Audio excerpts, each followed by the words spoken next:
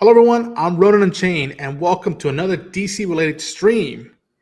We are talking about the premiere episode of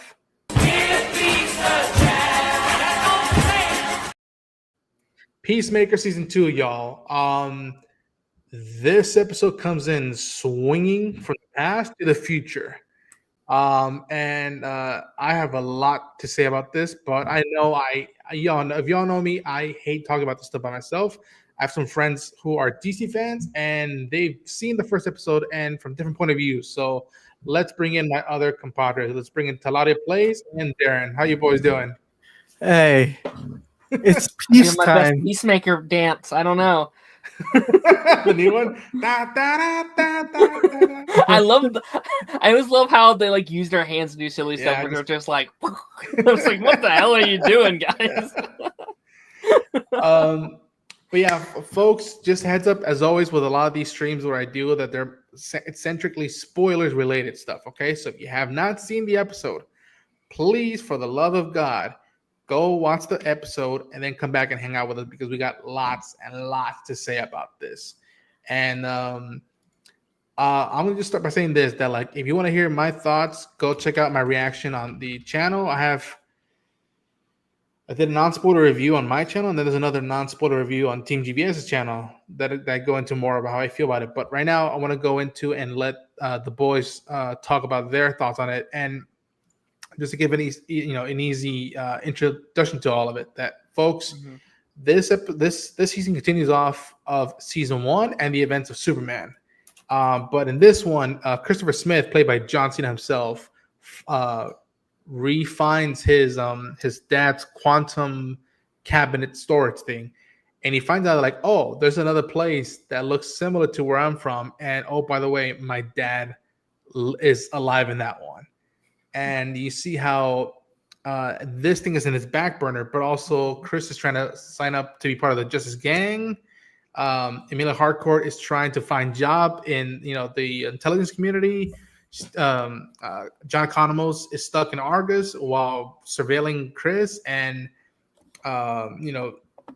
the current general Rick Flag Sr. is having surveillance on Smith, and let's just say that shit goes bananas in this episode. But let's start with Taladia. Taladia, give some people a background of where you're coming from watching season 2 of Peacemaker, because when you told me, I was like, holy shit. I was like, holy shit. Like, what the actual fuck, right? If I can swear, I can swear, right? Yeah. It's Peacemaker, Okay, so, yeah. Yeah, so I was like, what the actual fuck, right? Because I don't know what season 1. I didn't watch any of season 1. I just jumped into season 2. I was just like, you know what? I'm gonna jump into season 2. Forget season 1. I'm not gonna spend hours. So I went balls deep, as they say, balls deep, jumping into the shallow end of a swimming pool, and going to see Peacemaker season 2, episode 1. Wow. And how did you feel about it? Like, because again, you don't have the baggage with the first season, but how did you feel about this first episode? I was really liked it up until two particular scenes. Okay, I'm just gonna put it out there. I really enjoyed it. Like, the actions was really well done. I thought that Emilia Harcourt's character development was like really interesting to see, like where she's going, and from like the ending of Peacemaker season 1 to now, it's like, okay, she's got a little bit of a soul searching to do, I reckon, in this season. And also John Cena's character, like, yeah, my boy John Cena, I love him. So I gotta say that his character as well, it was like really cool to see that he goes into that special vault, as I call it, and I'm just like, whoa, he gets to see an alien, and furthermore, he goes into another dimension, and I'm just like thinking,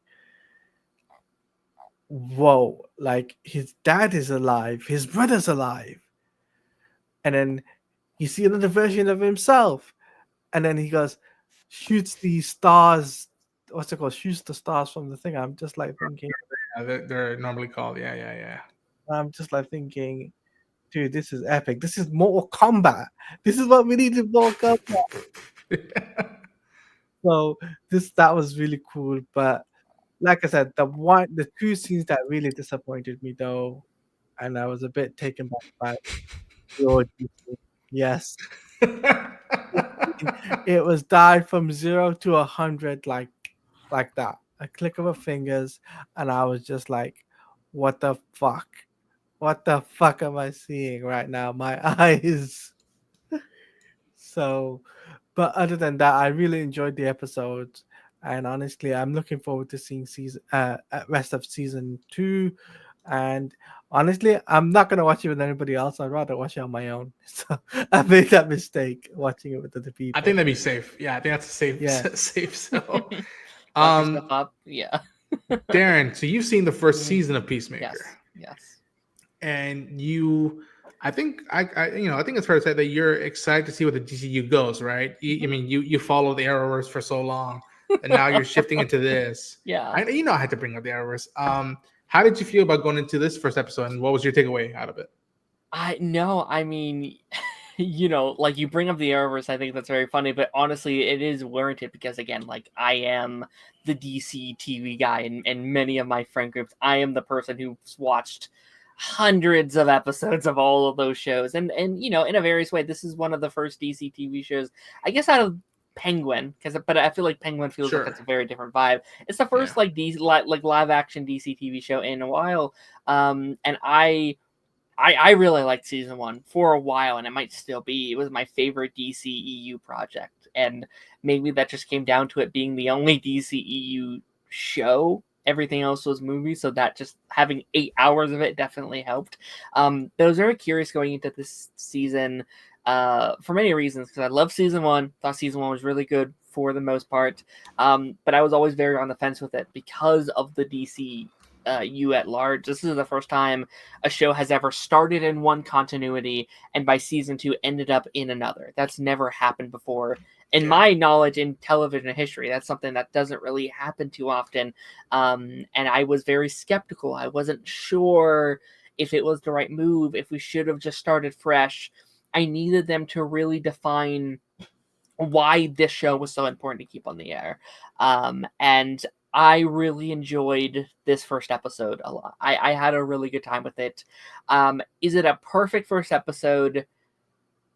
I don't know. I don't know if it's there 100%, because I do think it kind of, I think Peacemaker as a show embodies Gunn's filmmaking to a T, where I think it has everything that he's good at doing. It has everything that he's great at. It also has everything that he's not as great at, kind of wrapped up into one for me. So it's going to be interesting to see how the rest of the season pans out and kind of where we're heading. But just based on the first one, I think they're doing some really, really cool stuff. I gotta ask you this, Darren, right? Mm. Were you a fan of the orgy scene? Yes or no? Come on. Was I a fan? I feel pretty indifferent. Okay, I don't know how much you want to dive into it now, but I do think there was some symbolisms to that. Like, I do think there was a reason to what they were doing there.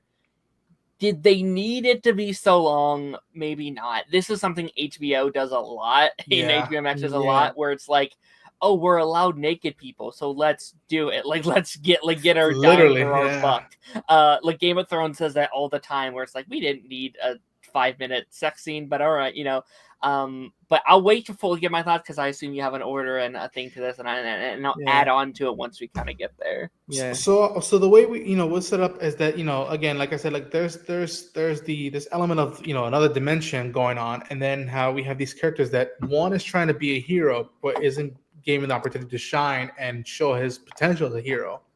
Another character in Amelia Harcourt is trying to be of service in the intelligence community, which is all she's known her whole life, because of a ramification of season 1. and Superman, it's not giving her the opportunity to do that, and it's putting her on a dark path, much like what Christopher Smith Peacemaker was had to overcome in season 1. And again, we'll bring it up right now just because we've been mentioning up, and we can just put it to bed. But like at one point, Christopher Smith seeks solace in Amelia Harker, who he does have a thing for and feelings, I believe, and it was very much alluded and sparked in season 1. And she's at this moment of like, nah, whatever happened on the boat, which I presume something happened, suave happened in the boat, but they probably won't show it to the end, is that like something happened and that was it. Nothing special, just a flicker in the light, and just deal with it. And again, he's being not recognized in the superhero community, and now with someone who he has deep feelings for, Chris decides to release himself of all the stress by doing smoking a bong, doing cocaine, and in this one sequence that I'm not going to show a single fucking frame of. Why because not? Hey man, I already teased a little bit of it in my reaction, and I feel like I was walking a thin line with that one. He tries to invite people to have his own orgy at his house, and it is full on HBO meets James Gunn with a capital J, G, and H. I think it's so funny the contrast of Superman to Peacemaker. Like if you're someone who's going to, I mean, let's be honest. It starts with Creatures, which is one of their darkest projects that they've ever done. Yes. Then going to Superman, which is one of the most lighthearted. I'm not gonna say wholesome because it does get dark at times. Yes. But then going into where a Peacemaker, where it's like, okay, he is very serious about not every project having the same tone and style. Like if you not to continuously compare it to the MCU, we don't need to be doing that, right? But obviously, like if you look at like their first projects, which was what, Iron Man, Hulk, Iron Man 2, I'd argue pretty similar vibes, pretty similar styles. You can kind of watch honestly all of the MCU outside of maybe Deadpool straight through, and you don't have to watch for like a different audience. All three of these shows are very different audience members, and I think that's a fascinating way to approach that. And we gotta mention this, right? This show is not for kids. Just putting that out there. Thank you for saying that. Yeah, folks. I mean, I don't know how I can tease it anymore or say it, but there is foul language. Watch there is it. Violence. Yeah. Like the only way I could think of is like if you're right about to be a teenager and you have a cool uncle who's like, all right, we'll show you this thing or not. Fine, I guess. But like, if you watch Superman, proceed with caution because it is a different contrast. But I love that you guys brought this up. It's created by the same guy. And he said it in like a while back when he was talking to Josh Horowitz. He's like, he's throwing out different energy with these two projects. But it's from the same guy, and like that potential, I really like in the DC universe. Yeah, I love that in the DC universe. It's so interesting too, like describing it to someone who's not going to be watching Peacemaker, who didn't, because I came out like with my mom, and like when I took my mom, I was like, all right, so there's going to be this character. I'm not showing you his show. You're not going to watch his show, but there's just this guy. It's like, so what? Like I want to see what he's about. It's like, no, you don't have to do that. Like he's just a guy. He's gonna show up, and it's like trying to like describe this to someone who has no idea. Like this weird guy in a red suit and a helmet, and like these kids and these families aren't going to be able to understand who this guy is. Like, and he's just block it from your mind. He's over there.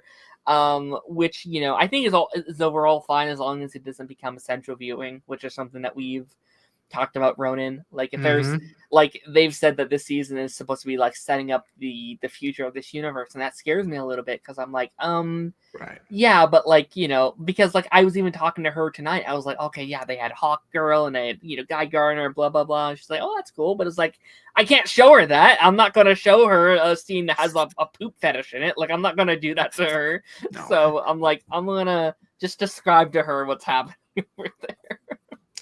Yeah, and like again, it's we talked about it, about the release thing of like Superman being on digital, and like in an instant I get what James is doing, but I'm like, the point is that you're supposed to be able to watch this show without having to have been able to see Superman. And what would be a great strength to it is that you don't have to have seen season 1 in order to get it. which I think the previously on did a lot. And just to put a cap on it, yes, there's an orgy scene. If you're into that thing, yeah. If you're not, proceed with caution. Just cover your eyes. It's only a few minutes. At points it becomes ridiculous and funny, but that's what Peacemaker is. Yeah. It's anything can happen in the DC universe when Yeah. you're hanging out in the Peacemaker corner.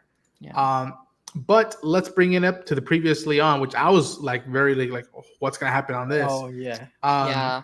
In season 1, spoilers still out there, but Yeah. you probably already heard about it. But like in season 1, one of the last big things that concludes the season is that after this big kaiju-esque battle that Team Peacemaker survives, they bump into the Justice League at that time. In this version, we bump into the Justice Gang right here. And Yes. I think that what's fascinating to me is that if you look at this, I was just like, holy hell, they literally flipped everything on its head of like, oh, this is what we're gonna do, and just hang tight because it's gonna just get crazier and crazier, which I'm like, what the hell? You guys see this visual, how do you guys feel about it? Wow. I like to say that I've talked about this in various ways over the years. Like I said, I think this is what they should do. Not to this extent. Like my pitch for a couple of years is like that'd be a really fun way to recast your Flash and your Aquaman, is have them show up in Peacemaker, new actors, new everything. But I said many times that they were going to, in some way, shape, or form, recreate the scene for the future of Peacemaker to like reestablish that this is a new universe, and I think it's a perfect way to do that. I really do. I think that is such a genius way to go about it. And again, I've had my concerns. I've had my things about this. Like, should they or shouldn't they do this? But like in the moment when it's happening, I was like, you know what? I get it. Like I feel like again, I'll be very fascinated to talk to like a casual audience, like someone who knows nothing going into season 1 directly into season 2, and they're just like, wait, what the hell? You know what I mean? Like, I thought those were different people. I did like it's very interesting that they kind of like almost gaslight you into misremembering, because it's like, wait a minute, that's not it. That's different actually. For sure. Yeah, that's what's go ahead, Talai, please go ahead.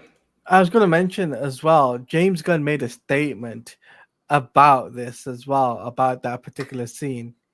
I don't know if you guys saw online, where he said that the other version is not erased. It's just a similar situation. It's just different. Yeah. Just different. Yeah. It's almost like a mirror dimension. It's a mirror dimension. Yeah. Which I'm okay with. And again, just to reiterate, a lot of people were speculating how they're gonna do it. The fact that he would just someone said it in Eric's stream. It feels like, it's me. I'm here. Let's move on. And I'm like, kudos. I'm like, kudos because that some people might not like that, and he he'll knows that, but like he's like, but I can't hold everybody's hand. Like let's just say that like the DCU went through some similar stuff. It's just some different stuff, and beyond that, who knows? And I love that because you're not, and people say he should just reboot the whole thing and recast it. I'm like, no, that's throwing talent. Do you really want to fire Viola Davis? Say, sorry, the previous regime didn't work, or do you really want to, at this point, I don't know what they're gonna do, but like, do you really want to just throw out Margot Robbie, Idris Elba, Danielle McQuire, David Dastmalchian, all these people who did such incredible work in the midst of all this, and just vacate them? I'm like, no, that feels like wasted talent and wasted opportunity. And I'm like, no, let's just deal with it in a fast way, and just see if the story keeps us enough interested without having to look back at the past. And I think it does. I think Viola's kind of interesting too, because like she was very, very clearly missing from any footage from the previously on, which was interesting because we had footage of her. They kind of we're not showing anything. We're not mentioning what she looks like in any photos, anything. And there's a small part of me that maybe wonders if there's some like shaky ground on her return, right? Because technically Waller was supposed to be the first TV show. Waller was supposed to be before Peacemaker season 2. Obviously that was in the works before the whole DCU shakeup. And I do wonder once that happened, if she was like, all right, wait, this is something new, this is something fresh. Do I want to sign up to another 10-year-long commitment with DC after everything? And I know she probably had a better experience over at DC than most of the actors did in that era. But still, like, I wonder if she's like, listen, I'm a very profound actress. I am a Oscar-nominated actress. Do I want to continue to play in this playground? And maybe it's her kind of on the side, just kind of like, all right, let's see what the public reception's like over the next couple of years, and then I'll sign back on or something like that. I don't know. We'll see though. And then that leads off to like Chris is one of his best friends, Leo Adebayo, taking him to a recruitment. And I was pumped to see, okay, how's this gonna work out? How's the dynamics gonna be? And so she takes Chris on this secret, location to go and sign up, or not even sign up, but just almost like a tryout. See, okay, audition, yeah. Audition. Can I work it out with other fellow crime stopping individuals? And shout out to man, I couldn't believe it. Like the fact they went to Brain Noel, who plays White Rabbit, and soon as he goes into this place, she walks out distraught, and I was like, wait a minute, is that a deep cut character? And the place, Crank Toys or whatever the place called, I was just like, yo, even before big stuff is happening, there's already world building occurring. And so I just wanted to just give her a shout out. Yeah, that was sweet to see. And we see that Chris is like, okay, what am I getting myself into? And he's meeting the Justice Gang with Maxwell Lord. And you could tell off the bat that like him and Guy have some like history of like, there's some shit they got to deal with and whatnot. I was like just giddy about like, holy shit. Of all the first big like crossovers happening in the DC universe, we get these 3-4 characters in the fucking, it's like not even like A-list characters, if you will. Like, I would consider them, B to C-list characters. And like the fact that they're getting this much attention, it's going to make them to A-list and whatnot. Mm-hmm. How did you guys feel about this scene as a whole? Do you want to go first, Darren? Or would you like to go first? Yeah, I think this scene was interesting because this was all over the marketing, right? Like this was a good chunk of that first trailer. And I'll be honest, I wasn't a huge fan of that first trailer. Just because I think maybe it was this scene in particular, because I remember watching that first trailer and being like, these guys are assholes. These guys are terrible people. But I was like, all right, see, let's see the full context. And I watched full context. So I was like, it's even worse. It's even worse than I thought. But, thinking about it a bit more in full context, I have to come, I kind of come with this POV of like, okay, Peacemaker's kind of getting a little bit of a taste of his own medicine, of how he was treating some of the characters in the first season and really putting him through the ringer. I think we have to kind of put him in this place of desperateness to where we're kind of pushing him in this episode. And I like putting Peacemaker in a spot where like he had hope and it's gotten torn away in his love life, in his superhero life. He's still dealing with what he did last season with his father and still dealing with the stuff with his brother. And I do think it's interesting that they didn't say no. I think that was the most interesting takeaway from this. Like we watched that trailer and we're like, oh, they didn't accept him, or, like he didn't make the cut. And it's like, no. Technically, it's very possible that no one, like everyone walked out because they were being such assholes to him. Like they were being such pieces of shit. They all ran out and were crying and stuff like that. So that's going to be interesting. I do wonder if he do a thing where like end of the season or something, he gets in or, I don't know. I will say, I do think this is one of the scenes where some of the comedy didn't work for 100% all the time for me. Sure. Some of it was really funny. Like there's some stuff that was really funny and crazy. And then there'll be a line or two where I'm like, that was a little bit too far for me. But I enjoyed especially the bit when like the sound thing is like, I was like, wait, you put this in? I thought it was working. Like that's a really good bit. I thought that was really funny, but it was definitely a very interesting scene, and seeing that first big major DC crossover was very fun. Yeah. What about you, Taladia? It was interesting, but also I felt Green Lantern and Maxwell Lord were being a dick towards Peacemaker. Yeah. Like, and I was just like, these guys are being dicks. Like, Yeah. seriously. Like, he goes there expecting something, and they have a microphone and blah blah blah. They're talking on the microphone, and even though they put the microphone off, um, even though they say microphone's off, but it's even on, they tampered with it. Green Lantern tampered with it. I'm just like, guy, really, guy, is that the, it, that's not like why. But Hooker was just like perfect in this scenario. Hooker was perfect. I just wish she got a little bit more lines though, in my opinion. Yeah, yeah. To me, this feels like an effed up version of an episode of Justice League Unlimited. It's just like wow, Yeah. like we're spending with like guys that are very much in the JV team and not in the varsity team. I really like. I hope that this just is just an inkling of what the potential could be for the future and how characters feel about it and whatnot. And like, um, I love that even they hinted at like, some metahumans are being distrustful of like even joining us now. So like, let's not try to start killing people left and right and whatnot.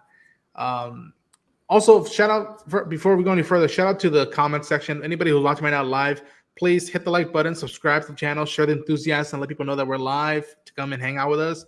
Shout out to Keyblade, Hero's Journey. I think I saw Jordan there at the bottom. Jordan's here. Yeah, Yeah. Jordan's Hell here. yeah. Yeah, what's he Hell saying? yeah. Fucking Peacemaker. More like, oh my gosh. Hey, Keyblade and whatnot. Hero's Journey, how you doing? And then let's see. I want to go through. Not with a scene like an origin. Oh my god. But yeah, I'm really liking. I'll say this for this the first episode feels so. It was very character driven. Like even when we cut away after this whole debacle with Justice Gang, we meet up with Amelia Harcourt, and she's being checked out for intelligence for her application, and she's not fully recommended now because someone has come to the conclusion that she might be suffering of toxic masculinity, and she flips out. And it's something like it's is the person who's diagnosing her, is he wrong or not for bringing up that she has something that she has to deal with and not push away and run away, and she starts banging the car and whatnot. Like, how do you guys feel about her introduction into the season? And again, it's fascinating because I want to see how much Talali knew about her beforehand, and then Darren, how much what she went through in season 1. So I knew her from Black Adam. So I literally almost forgot she was until you said Black. I'm like, oh, that's right, she was in Black and Adam. Shazam too as well. Yeah. Fuck, man. Oh, what a time! What a time for your life. So so that's what I found out about her, and I started doing some digging. So I started doing some research on her. I was like, where did she appear? What sort of? So I did some clips and one on YouTube. So I was like, okay, but in the episode, I felt that her banging the car and bleeding from it. I was just like, oh shit. Shit's hit the fan. Like, she really, really, really does like not like to be in the position she's in right now at all. She wants to have the control. She wants to have the power. She wants to be able to have the authority, so to say, right? Metaphorically, right? To be like in control. She, like how she was with August, with like in Black Adam, where she was with August and all of that, and sorting out Black Adam and all of that, right? So she wants to be in that sort of role, but in a new position. And I was just like thinking, man, she's gonna hurt her knuckles even more if she keeps on banging it like that. is the way she was bleeding. I was just like, I thought her bone was gonna come out. I was like, is her bone gonna come out from this? So, but honestly though, it's like really, really, really powerful though. A powerful message was sent. It's like through this because I feel though. Okay. Um, I, I was just like reading something. Um, he it's a really powerful message because because you could be in her shoes, right? And for example, you lose a job. For example, you're going for an interview for a job. You lose out because of qualifications. You could be overqualified. You could be underqualified. But then you could take your frustrations out on something, and that really sends like you could be in her shoes basically. And I'm just like thinking, you know what, I can relate to that. So Absolutely. Absolutely. What about you, Darren? How did you feel about Emilia Harcourt's reintroduction and Yeah. what her state of mind is at? Because again, it's only a few minutes of an episode, and you understand exactly what she's probably gone through and exactly where she's at right now, and you're just like, "Fuck, man!" You just have, at least for me, I have nothing but sympathy for her. yeah, I adore. She actually thinks she might have been my favorite part of this week's episode. And just what they were able to do with her and like her performance. Like this is an actress that has gotten so much shit for being the spouse of James Gunn, right? Like since season 1, it was like, how dare he cast her? And I think this episode especially, and it was last season too, and a lot of other stuff. But like it was, you know, like this episode especially, I was like, oh no, she is a very equipped actress. Like she is really, really good in this character, and her performance this week, I think, was the performance of the episode. How she kind of goes from that anger of like how fucking dare you, how could you do this to me, and how it transitions there's that line delivery that kind of choked me up a bit where it's like, what am I supposed to do, what am I fucking supposed to do? And like she's breaking down. This is once again the you know, she can't find a job anywhere she goes. They all reject her because she did what was right, because she followed her gut and she did the right thing, and she can't be vulnerable about that. Like she has very strong feelings about this group of friends that she's found, but she's not able to express that properly, and she doesn't know how to let that side of her in.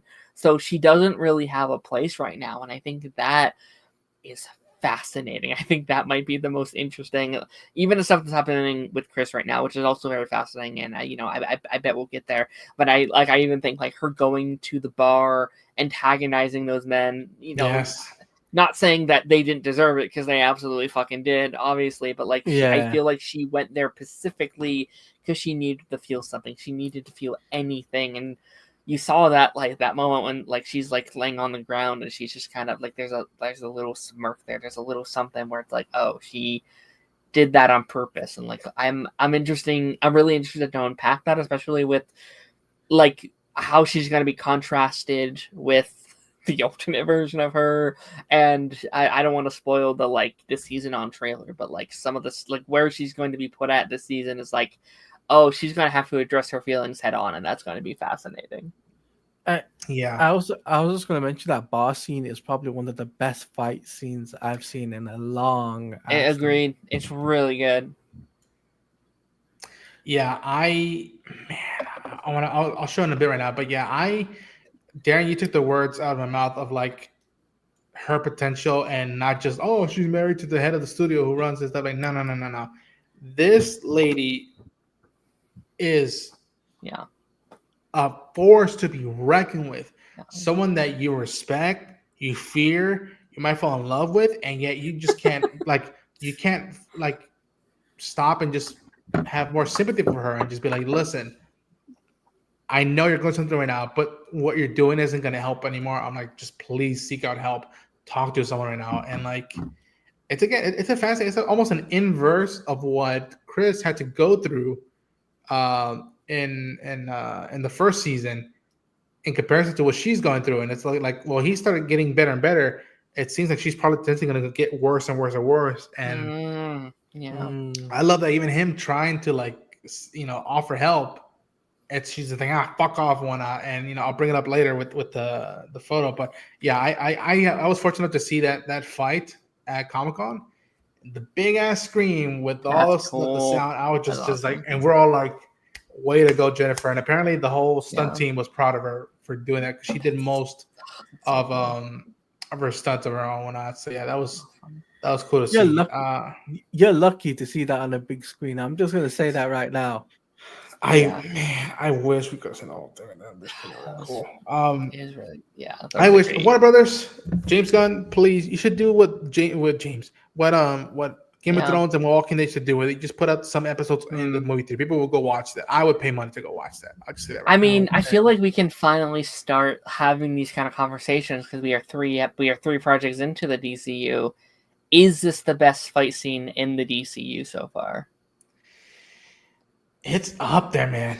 It is up there. It is like, again, I think someone said it that like, I wish it wasn't so much shaking cam, that like it was just more still camera just to capture all of it. But man, oh man, were you engaged and you were like, all right, I want to see how far she can go and if she's gonna win this fight or she's gonna just beat down on one. And more than that, it also tells us, wow, not only is she messed up in the head, but she likes this. Yeah. She likes the fight. She likes the beating. She likes be beaten and whatnot. It's just like fucking mad. But yeah, I would put it up there. I think it's up there, one of the best fight scenes. It's also really, really well contrasted to, I think it's the pilot, like the first episode of last season, where she comes in. I think she saves Chris, and she's super badass, and she's like beating up all the people inside the bar, and it's a good contrast to. Mentally, she's at top of her game. She's top of the world. She's in charge of everything. She's very confident. She's very powerful. To contrast now, I think her losing the fight is kind of a like representation of her mental wealth, or like her current status and where she is and how she's feeling. And I think that's a really nice parallel. And I don't know if that was done on purpose or if that was a weird coincidence, but I think it's really cool having each season or having that bar fight. I agree, and I also think as well with this bar fight scene, I think it was like, I was like thinking, this gives Cobra Kai a run for its money. I'm sorry, it does, and that's fine, because again, it beyond just the spectacle of like, oh my gosh, what's happening in this bar and whatnot. It's like you care about this character. As long as we care about who's in front of the fucking camera, we'll go along the way. This could have been a fucking alien invasion. This could have been a shootout. It was just a knuckle brawl. And the fact that like, oh no, this is bad. And this is not, it's cool to see. And she's a badass, but it's like, this is, as a whole, it's not helpful. It's not helpful. And it's probably gonna have big ramifications going forward. Agreed. Yeah. Again, I love that, like, you take a character like this who I didn't know too much about, I had heard here and there from the comics, and you elevate them to this presence. And I'm like, I really hope we have not seen the last of Emilia Harcourt from this series thus far. I'm like, I think like there's so much more she can do in the DC universe, and having her and stuff like this will only make the rest of the universe just more stronger and have more nutrition built into it. I think. I was going to mention this. I think she deserves her own either movie or TV series. Right? I would be interested to see what she. I don't know if I could do TV series. Or maybe I can, but not. But I'd be interested to see like what if she had her own mission, and we would follow her as a leader, as a task force leader. If you will, what would that look like? Keeler says 100% not, and then. Let's see. Really enjoy that scene. Peacemaker, more like Wellmaker. Well, saw reacts. Sorry, buddy. I'm just still catching up with the comment section. Why not? See, Jeffrey, stop spoiling my name change. Doesn't feed me. Running my get me dinner. Be a good stepdad. Hey, Darren, put our Peacemaker. Do you have a Peacemaker hat? Okay. I think you're muted too. He gets. It's on you. You just can't see it. Oh, God damn it! Are you fucking? No, we're not gonna. God damn it. And yeah, and so we see how again we mentioned the extravagant party that occurs, and all while this is happening, we get reintroduced to both General Rick Flag Sr. and Sasha Bordeaux, who, again, if you're a Creature Commandos fan like I am, he has such a weight in that show. And then we see him pop up in Superman, and then we get introduced to Sol Rodriguez's Sasha Bordeaux, and from what I've read, she has tie connections to Batman. And Oh. again, just building out the universe with just a moment with these two characters. How do we feel about seeing Rick Flag again and Sasha Bordeaux?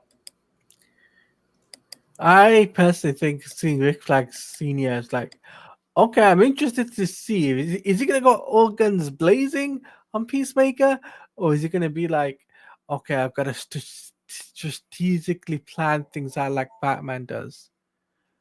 You know, is that gonna be the case? And that I don't know about the other woman, but I gotta say it's really really interesting.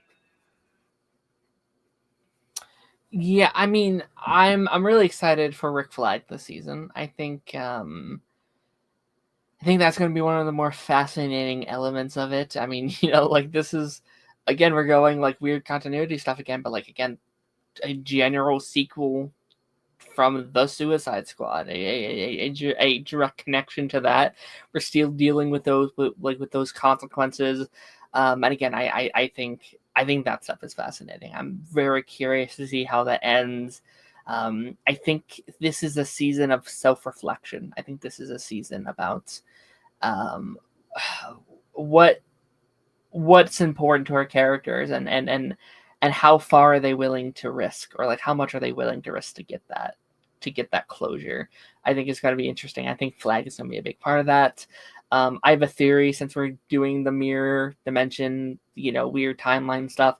I would not be shocked if there's a scene where he gets to see his son, like he gets to like say goodbye to his son one last time or something. Like he gets to go to a world or something where he is alive, or maybe it's like the other way around where like he died and his son's alive or something, and he gets that closure moment. But yeah, I'm fascinated. Like we didn't get a lot this week with him, but what I will say is I do really enjoy the overall connections to the Superman movie and the carryover from that series or from that movie, because I think that's actually really really smart. I was like, okay, how are they going to connect these two? It makes sense that they would be on hyper high alert for any interdimensional travel whatsoever. Like that 110% makes sense that they would be like, well, clock that. What the hell is he doing? Go check him out, because we can not let what happened, a couple months ago happen again here. And I think that's really interesting. Yeah. And I love that even when he says, let's put this up into Category my one. gosh, like alert Yeah. one, yeah. And Yeah. she's like alert one. He's like, yeah, I don't want this happening again. And you know that he's got his mindset on stuff deeper than I'm this. Chris. And Yeah. all I'll say to folks is that you're gonna have to watch the rest of the season to see how that plays out, because Interesting. but talking about fascinating stuff that happens during the extravagant section, Chris decides to take a walk, just take a breathe and whatnot.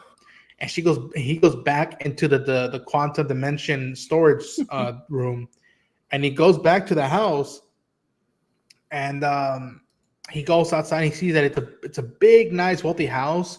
Looks like it's a good life for him in this dimension.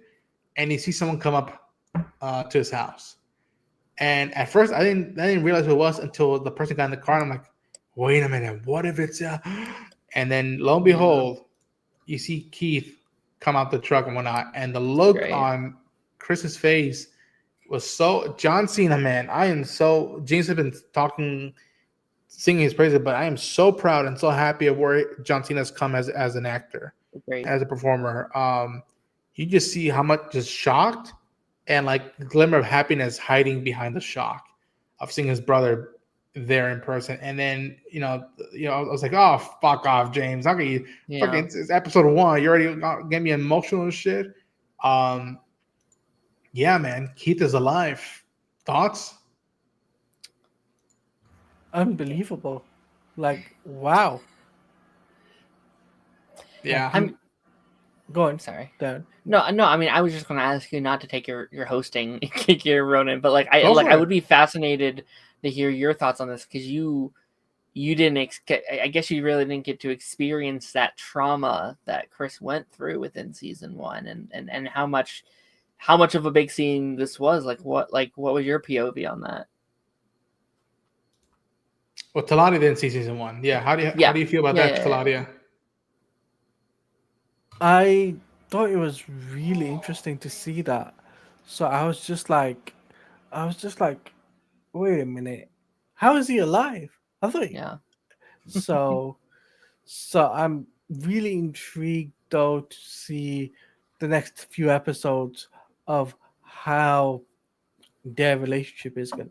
Is it going to go into that dimension, and they're going to rekindle? What are they going to do? Like, I understand in episode 1 they kind of had a beer or drink or whatnot together, but that's nothing compared to like going on a mission together or something like that, right? So, like, I really would like to see something like that in the future episodes. Yeah, what was fascinating with season 1 is that you just kept hearing how much Keith meant to Chris and whatnot. And then, you get the revelation of what went down, no pun intended, between him and his brother. And it was just heartbreaking because it was just an added weight of like, fuck, man, no wonder this dude was such a jock in the Suicide Squad. And I understand him more. And again, the biggest compliment I gave James after season 1 was like, wow, I've come to understand and have sympathy for Chris, even though he killed probably one of my favorite characters in the Suicide Squad. The Suicide Squad. And I was so, again, folks, you have to realize, I was so relieved and just glittering that they got Rick Flag right in the Suicide Squad, and then just at the end, and I was like, "You gotta be fucking kidding me, man! Like, you're ending like this is fucked up." Yeah. And then you get to season 1, and you just, and I don't know if I've fully forgiven him, but I have had sympathy for him, and I'm like, I'm not just seeing him fully as a villain. I mean, like, there's the stuff about, okay, man, you still gotta like pay your dues on what you want to do. If you really want to be a hero, you got to go all the way. Yeah. And again, you lean back to this whole thing. I'm a sucker for brother stories, and I'm very intrigued to see how the brotherhood goes forward.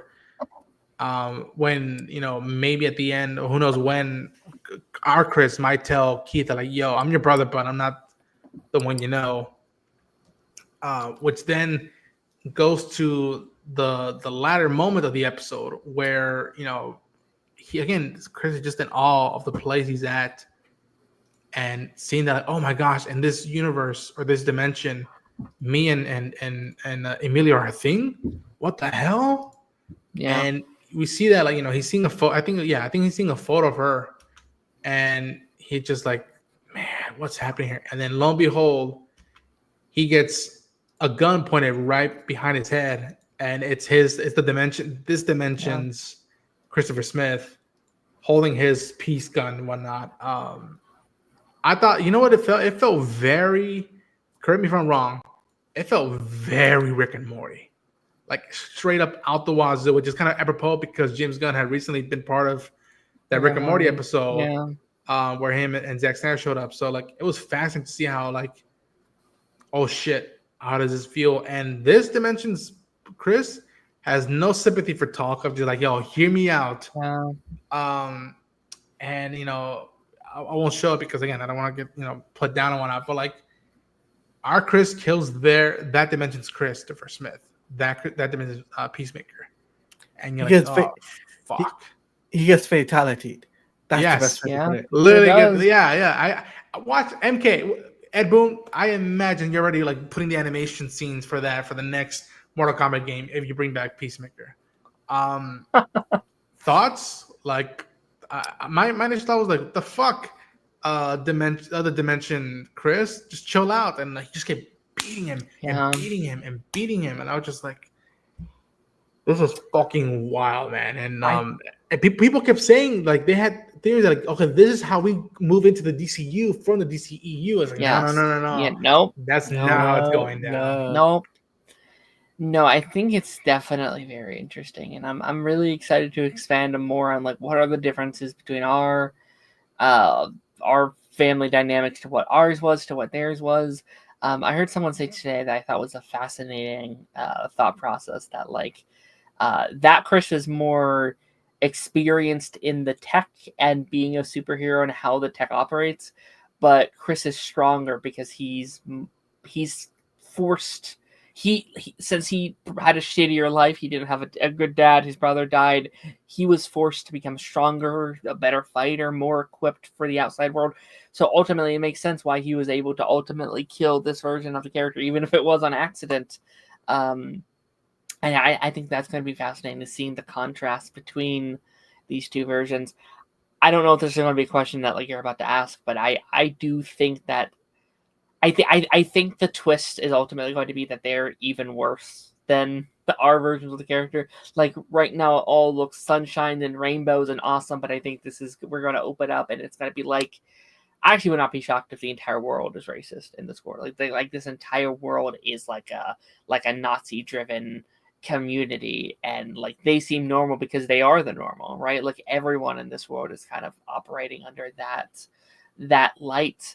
I think that will be very interesting. But I loved those scenes with. I know I'm kind of going backwards to like where we were at, but like I love the scenes when they're all sitting down and you know they're all talking and like you know his dad he's going off to bed. He's like, "I love you, sons. I'll see you later." And his face of like, "That's my dad. My dad told me that he loves me." Like that's something that he's been craving for his entire life. And that scene with what is it, Kyler, his brother, where it's like I love you, and like, he's never been able to say it to his brother, or at least hasn't had the opportunity to do so in a very, very long time. And that grasping at like, am I allowed to do this? Is this okay? Am I able to do this? Is to me very, very fascinating. I'm really excited for this this season of self-discovery and self-reflection. I think is what's going to be interesting. Like he gets to see his own life mirrored in front of him from this alternate world,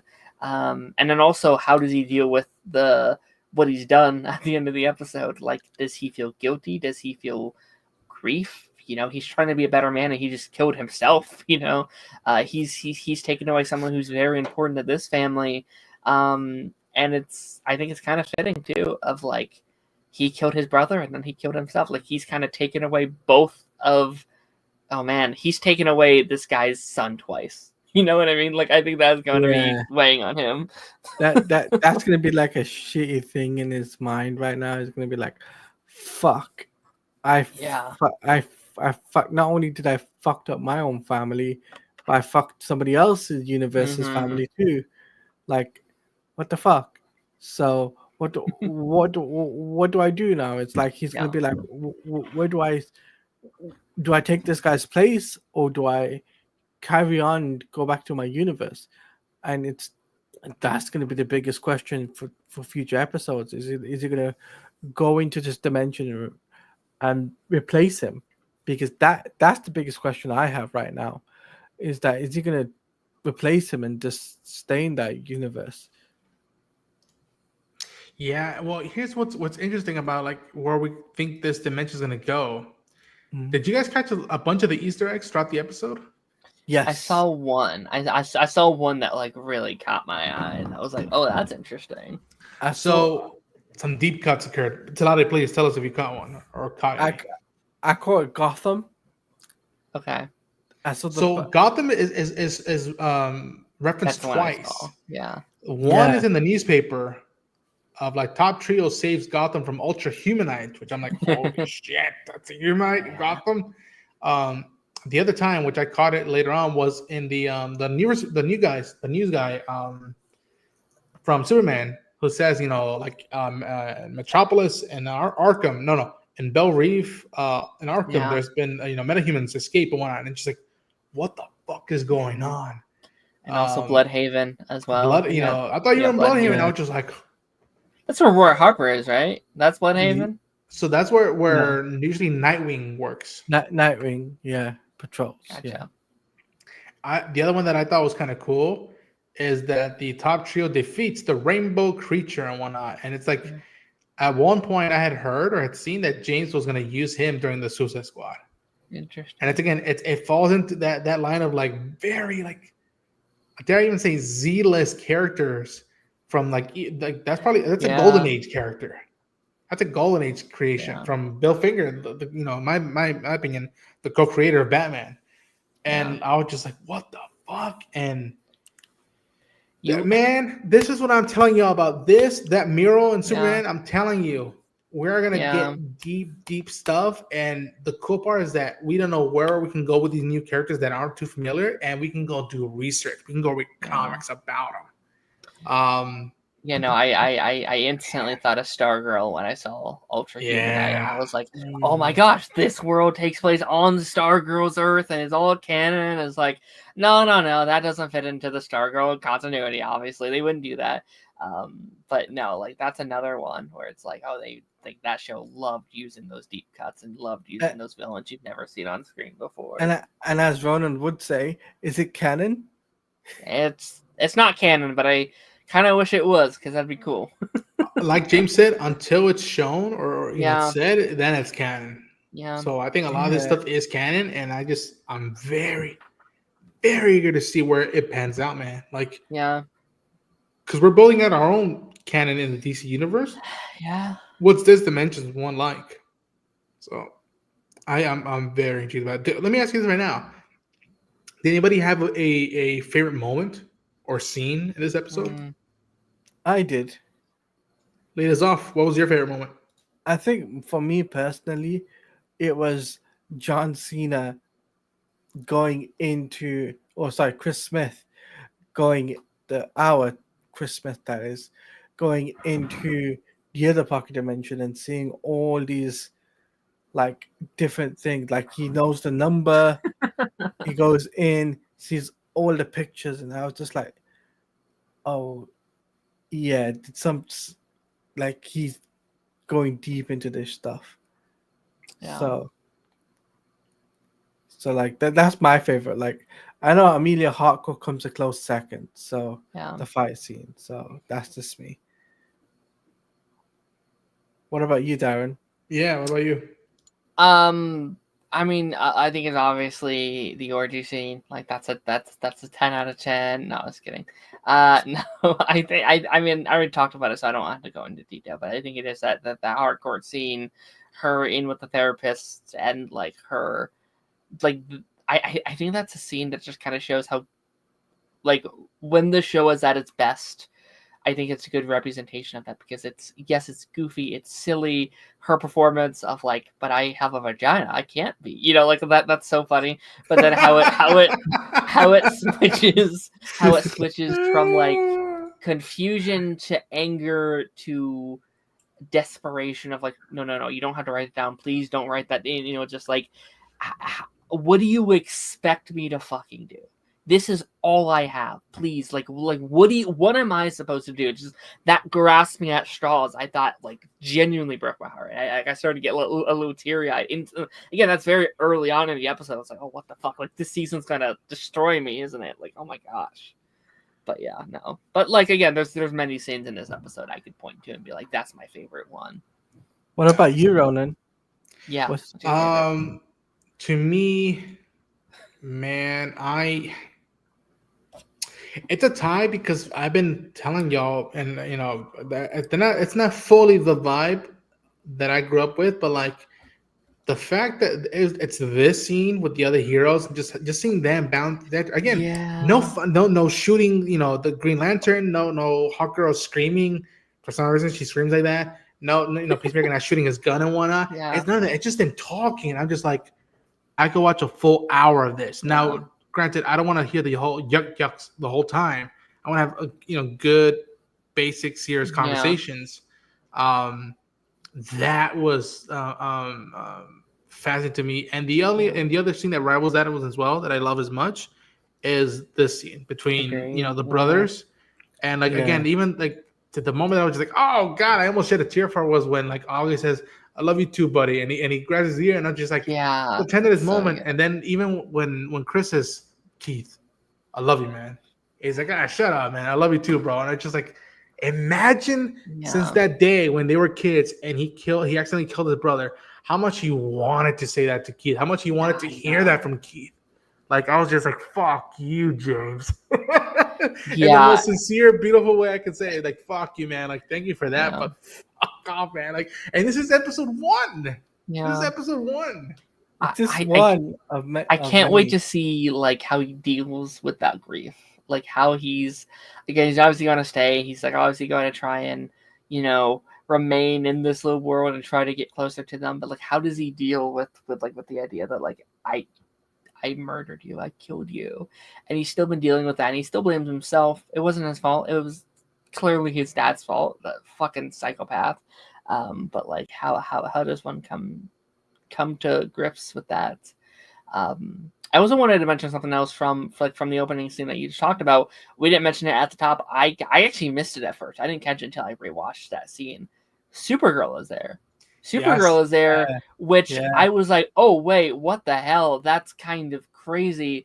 So this does imply that like Superman and Supergirl were on Earth working together for seemingly a little while with the Justice Gang. You look at that lineup, that really is a makeshift Justice League. Like that really, like they are really kind of close. Like you have a Green Lantern, you have a Hawkgirl, you have a Kryptonian, you have your like super smart character that will typically go down to like your cyborg kind of thing. So it's like you have like the female like powerhouse character. So like I do wonder if this will literally be the Justice Gang, or I'm sorry, our Justice League, but we just painted a new color. You know what I mean? Like Superman's like, listen, like what you guys are doing is something special, but there needs to be a change. There needs to be a shift. Let's take this in a new direction, kind of thing. Where the fuck is it? I'm gonna bring it out now because you read my fucking mind. Hold on. You triggered him. I see that like silhouette, and I'm like, that's basically it. Like we're missing a couple, obviously, but like it reminds me of like what the Arrowverse would do, where it's like, all right, it's not these characters, but it's our version of those characters, kind of thing. Look at this. Where are you? Look at this. You see that? I want this energy. I want this fucking energy. And you took the words out of my mouth. Imagine it just for a while. This is just a first iteration of the Justice League. Yeah. And you throw in Metamorpho. Yeah. Oh man, so good. I want to get someone to do a commission piece like that shot of this lineup, but with those characters. Oh man, that's so fucking cool, man. Like again, to quote my hermano Hector Navarro, the potentiality of the fucking DC, man. Like I fuck, man, it's so good, man. I think we broke Ronan, guys. Here's the thing that I'm saying, that like I want this energy throughout all DCU, but I don't want this tone the same for each project. Agreed. And I don't want the Superman tone for every project. It should be closer to Superman, but I don't want it to be exactly like Superman.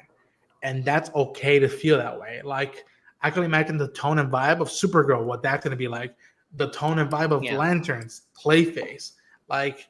And again, even I think it was today, Frank Grillo said, "Oh yeah, that secret project that James has been teasing. He told me a bit about it, and how I'm a big part of that as well." And she's like, "What are they working on that we don't know yet?" Like, I'm more eager to know about that than part 2 of the Batman. And I love the Batman. I want to see the Batman part 2, but I'm more eager to know more about that than this. Let's see. Keebly Mitchell saying, yeah, they mentioning Arkham, yes, and the phone and the newsletter. Remember those 100 Earths with description? Yes. Let's take Gaia and put John in. They'll probably eventually do that. Yeah. I can see that happening. But Guy is part of that team. This lineup, this is the one, Guy's in it, and he gets punched by Batman. Like, it's like, I wonder if you kill Guy. Like maybe it's too early, but like I wonder, like I wonder, because I do think the first Justice League movie will end with them being Justice League. Like, I don't think you're gonna start the movie with them Justice League. I wonder if you end up eventually, and this could be like a couple years from now, right? So you have a couple years with them, but like you'll do the movie, he's ends up sacrificing himself, really changing as a person, and then the other ones are like, oh shit, he was on, like they were on something. They kind of step up, either John or Hal. I assume John, because he's going to be the main Grey Lantern, right? But like, I do kind of agree. Like, if it is Justice League, I would prefer John over Guy, obviously. But yeah, And give me John Jones, says Master Jeffrey. Yes, we need I mean, the John fact Jones. that I think the fact that Martian Manhunter's never got a movie is insane to me. Like, the fact we've had 2 Jokers, 2 Shazams, 2 Suicide Squads, no Martian Manhunter is crazy. And the fact that his book right now in DC right now is blowing up. His absolute Martian Manhunter book is blowing up. It is like it looks like someone dropped acid every time I look at that book. And I'm like, that book is hot right now. How the fuck are they not like developing that right now? It's hot and trippy. That's the best way to put it. Hot and trippy. Let's see, what else can we talk about this episode? I like the length of it. 47, 48 minutes, I think it was. Yeah, that's a good runtime. I like that. Please keep that going. Leota Bio, I want to give Danielle Brooks a shout out that she and both her and John Economos and are just the glue of this group, the 11th Street Kids, and seeing Vigilante again, fucking cooking at the whatever the KFC or Popeyes, whatever he works at. It was nice to see them again. I'm really see how much more they take both John. Where again, John is stuck in Argus, so it's like, okay, how does he feel about being entangled, of like watching out for his friend, but also like, yo, I work, I can't lose that job, and this is what I like doing, and how Leota is managing having to be Chris's like BFF and manage that stuff as well. It's fascinating, and I they're big surprises, and I love the best compliment I gave them when I was talking to Sam when we were reading the episode, which is like, I didn't know how much I missed these guys, and I missed them. Mm-hmm. Yeah, and I love that. It's been 3 years since season 1. It has, and like I'd also argue it's a compliment to them how instantly you kind of get back into it. Like, it kind of feels like, oh, it aired like last year, so like you kind of jump right into it. It doesn't feel like a different show. It kind of feels like episode 9. It's like you're just going into this next episode. You're kind of doing that transitional point. It feels like no time has passed at all, which is very impressive when you're doing this, especially since it's not canon to season 1, right? Like, not technically canon. It's like a whole new continuity. Like, you could have changed tones if you wanted to. You could have changed vibes. It's like, nope, we're still cooking. We're still kind of doing our own thing. And I agree. I'm curious what we do with some of these characters this season, because look, some got more than the other. Vigilante is a character I adore, but I'm not gonna say I'm nervous, because I bet they're gonna do good things with him. But like, this episode, he was literally just comedy relief, and that was it. Like, it was funny. It was a really funny bit when he's like, what do you mean? Like, they have tubes for eyes? Like, that's stupid. They'd just be falling out like that. That was funny. But I do hope they give him stuff to really chew on this season. There's that bit in the, I think I could say, I don't think this is that like spoilery, but like they're saying the like coming up trailer thing where it's like, I wonder what my alternate self is like, and I was like, oh, his comic counterpart is very, very different. They could have a lot of fun with that if they wanted to, make him more, I don't know, comic accurate, or like at least closer, because like I like this version of him, but I have friends that were like very pissed where they were like, that's not my version of that character. I'm like, fair enough. That's understandable. Like, he's more of an original character than he is an adaptation, which they could play with that. Like, they could have fun there if they really wanted to. Yeah, and like, again, I don't know if we've all seen it, but we all see the next week on, or on this season of Peacemaker. So yeah, I've seen a bit of it, and I'm gonna do a video about it soon. I'll probably just do a short. But there's a bit where Rick Flag says, "Let's go to Belle Reef. I need to see an inmate from Belle Reef," and I was like, Hercules.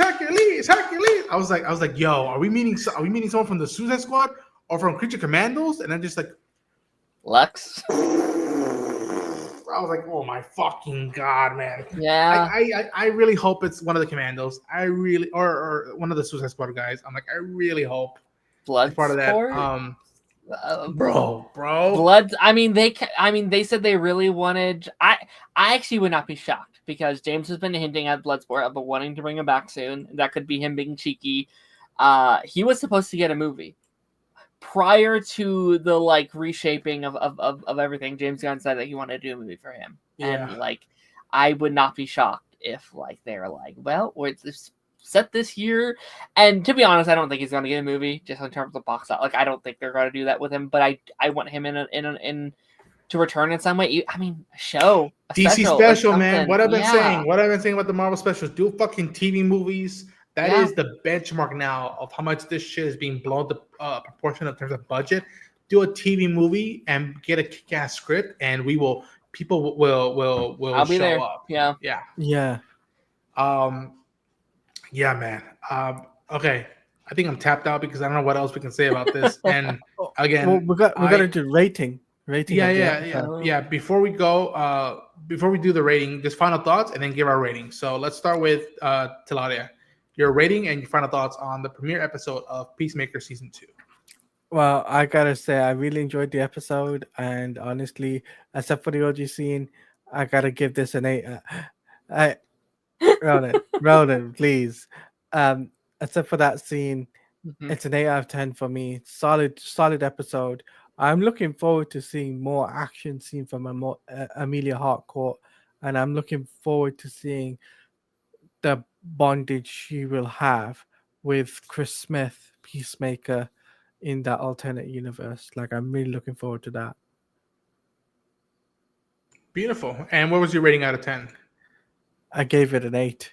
8 out of 10. Nice. That's good. That's a solid start for a season of television. Yeah. My first time as well. First time seeing it. Which I am shocked, but I'm like, and I told to Tilaria there, and I was like, yo, keep it that way. Don't watch season 1. I want to hear your perspective of a season of television. It's definitely a very interesting POV. Like, you're going the perspective that I've been wondering what people would be going in. Like, people who hadn't seen the first season. I was like, well, I'm just jumping in now. Is fascinating for sure. I like this episode a lot. I didn't think it was perfect. There were some small things. I talked about the humor a bit in here where, like, again, sometimes it really hits, sometimes it really doesn't, and sometimes I do think that holds it back a little bit. But also, it's a strength, which is interesting. I think I give it like a 4 out of 5 on Serialized. So I think it's really, really solid. Not perfect, but again, this is the weakest of the season. We're in for a banger. We're in for a real banger. My hope is it just gets better and better and better and better. I think what we're setting up is fascinating. What we're doing is fascinating. And it's nice to have a DC TV show back. This is the first live action DC TV show of this new universe. We're kicking it off. And I'm excited that we, like you always say, we're getting that water cooler talk for the next 7 weeks straight into like mid-October. Like, we have the show for a long time, and that's going to be very exciting. Yeah. Final thoughts is that, I gave it a like 9 out of 10. I really dug this episode. And again, I've said it on my non-spoiler review of what I've seen of the season thus far. I'm like, the one nitpick and criticism I have is that, sometimes the humor doesn't work for me. But I've also admitted that in the past that I love James Gunn. I'm a huge champion of James Gunn. But not everything he's made I've loved. Not everything that he's done is a 10 out of 10 for me. And some projects he just nails the balance. Some stuff I'm like, it could have been better, but that's okay because the majority of it outweighs the nitpicks or the criticism I have for it. I know one of the jokes was, apparently they said I'm good at sucking dick. Fuck those guys. That's a compliment and shit. And I was just like laughing at it. I'm like, yeah, there it is. Like, attaboy. That's good. Yeah.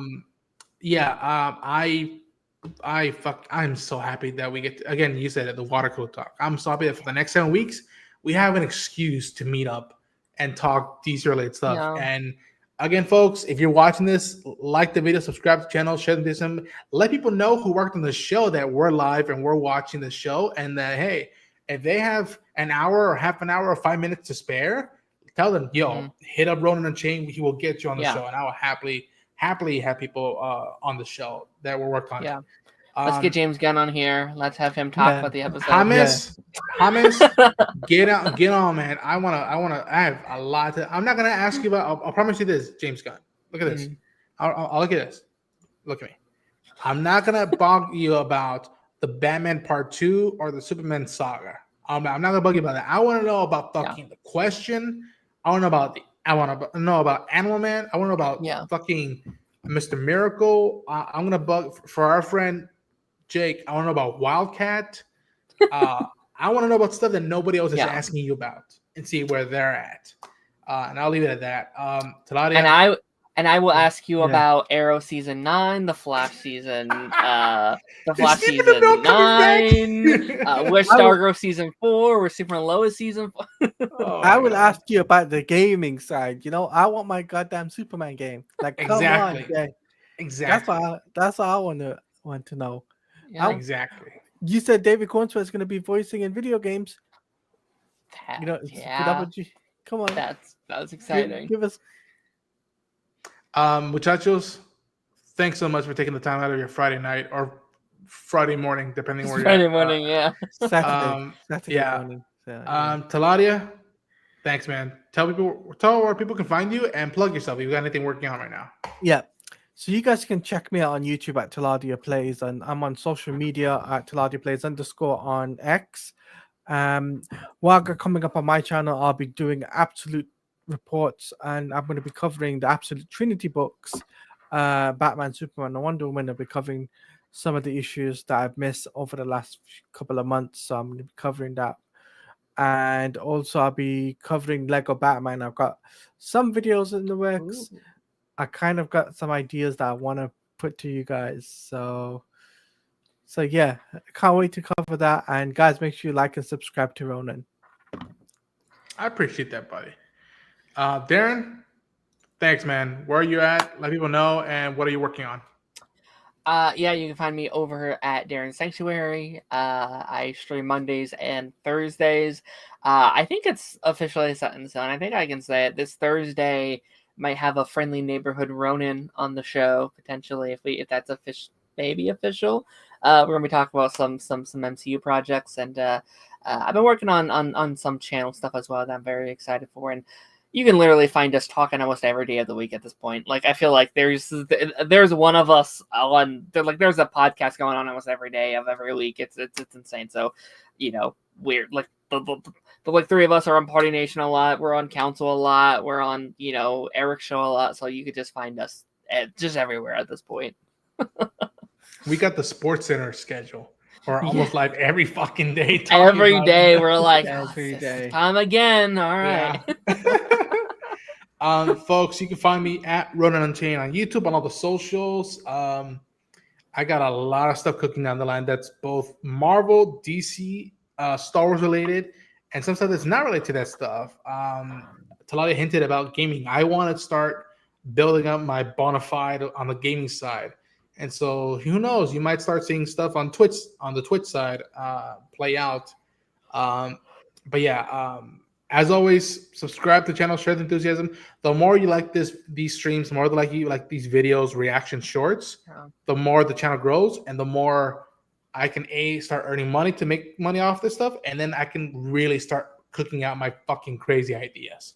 And I've told it to the boys already, I want to start growing this channel out so much that it becomes big, and I make enough money that on a random Saturday, like this, if I finish streaming, I'd be like, Darren, I'm bored. Are you working tomorrow? And he says, no. Okay, I'm going to fly to where you're at, and we'll go get breakfast, and we'll just go watch a movie, and then I'll fly back home.